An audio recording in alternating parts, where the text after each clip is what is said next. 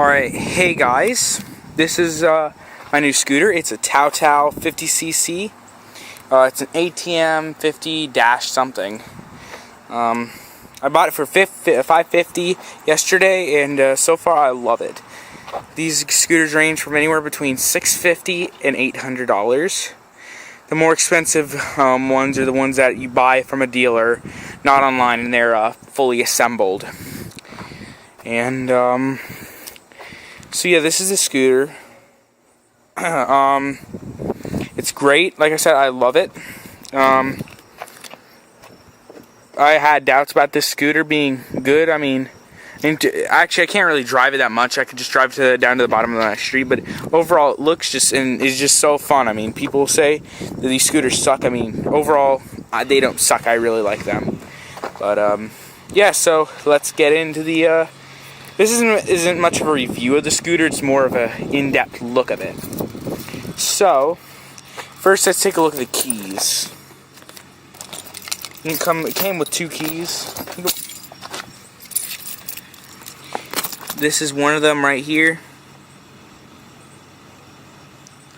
I like the design of it, so it fits in your fingers like this. You just stick it in. This is the ignition right here. First, let's demonstrate the steering wheel lock. So you stick your keys in the ignition, and this is more of a security measure. Twist it all the way to the left. Push the key in and twist it all the way to the left. And there we go. The steering wheel is locked. Sorry about the wind noise. I'm trying to block this wind noise out. Yeah, so this scooter, but I'm going to unlock the steering wheel now. So I can move it again. So yeah. The scooter, I like that it's really clean and like nice looking. They did a good job on making it look good, opposed to some of these Chinese scooters where they did no work on it at all, making it look good. But one of the biggest things, opposed to something from these center stand, I almost fell backwards. But these Chinese scooters will have this like glove box, opposed to this like cup holder thing I could put my phone or anything.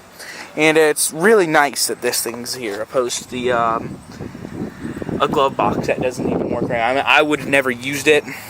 It's just so small. But anyways, now let's get into. Oh, sorry. Yeah, again, I apologize for the wind noise. And now we're going to show you what's under the seat.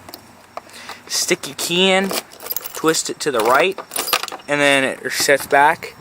And it opens up. It's hinged, so you don't have to worry about like losing the seat or anything.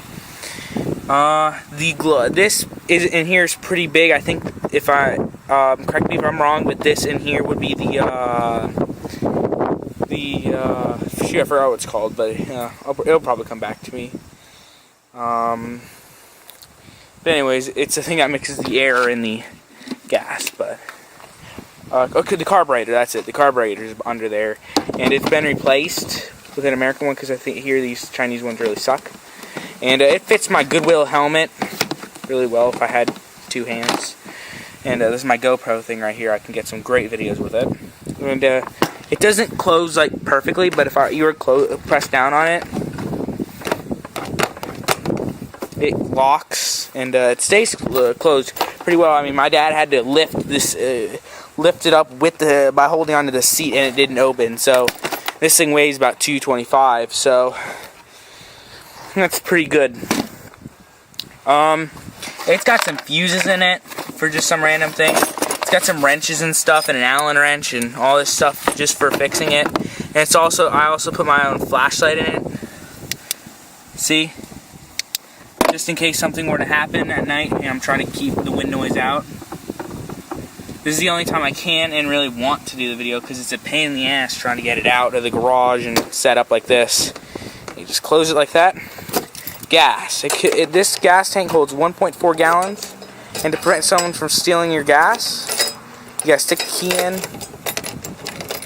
twist, and then there you go. The gas is sitting right there. And it gets about 120 plus miles to the tank. So pretty good.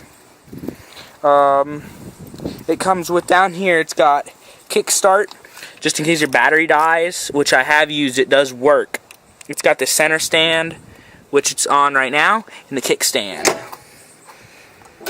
So, let's start this the scooter up, shall we? So let us take the key. Now, there's two ways to do it. Start it up, and I'm pretty low on gas.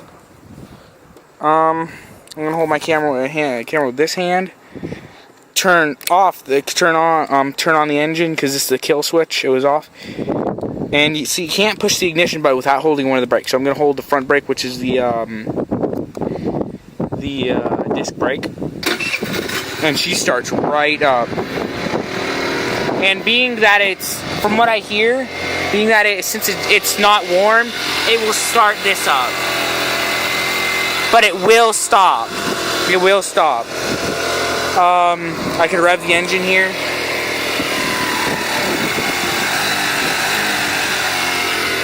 Yep.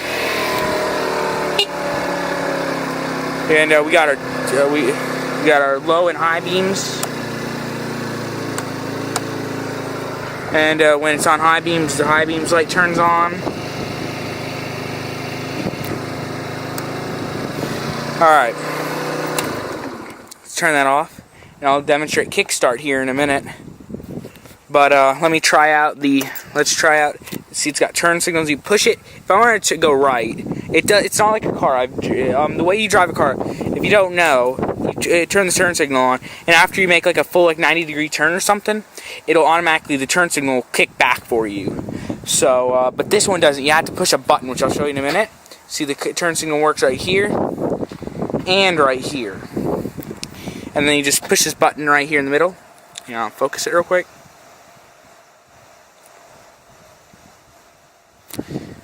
Push this button and it resets. So let's take a look at let's do the kickstart before I forget. It's on. Alright. Now I'm gonna try to do this with one hand without tipping the bike over. So I'm gonna hold it with this, like this, and I gotta hold in this brake, and then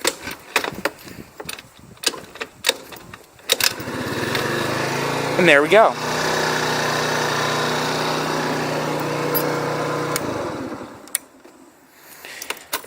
Alright, now let's take a look at the speedometer.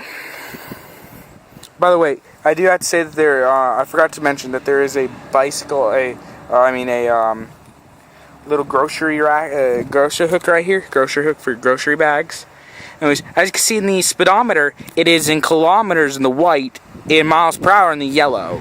So it's, because this is a Japanese bike, it's not, I first thought that the miles per hour was white, so I, thought, oh, I'm driving 40 miles an hour, but no, it's not even 30.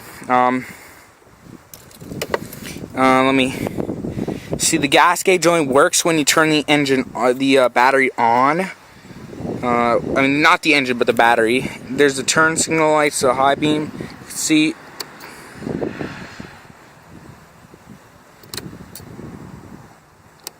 Yeah, sorry, I'm having a hard time focusing this thing.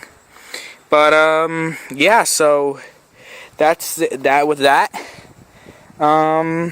Anything else I gotta just show you guys? Oh yeah, this right here. This would have been a trunk. But it didn't include one, and if it did, I wouldn't have used it anyways. It's just a cheap plastic. Thing I would have had no use for it anyways.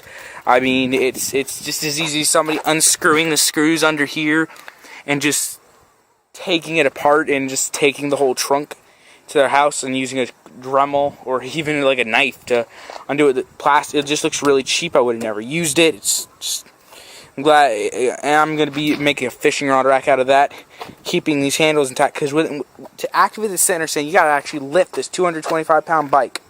And believe me, it's not easy. It's definitely not easy.